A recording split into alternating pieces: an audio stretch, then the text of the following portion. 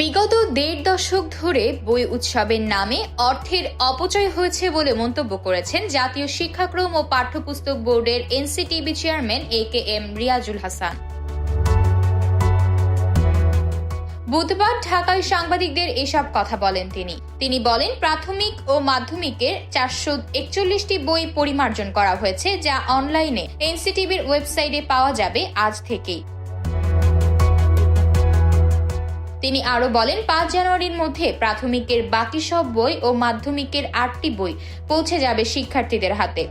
এছাড়াও ১০ জানুয়ারির মধ্যে মাধ্যমিকের ১০ম শ্রেণীর বই ও ২০ তারিখের মধ্যে সকল শ্রেণীর বই শিক্ষার্থীদের হাতে পৌঁছে যাবে।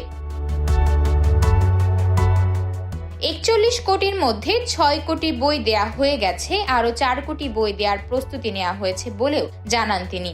এর আগে বই উৎসবের নামে অর্থ অপচয় হয়েছে বলেও অভিমত ব্যক্ত করেন তিনি। এদিকে সকাল থেকে সারা দেশের শিক্ষার্থীরা স্কুলে হাজির হয়েছে।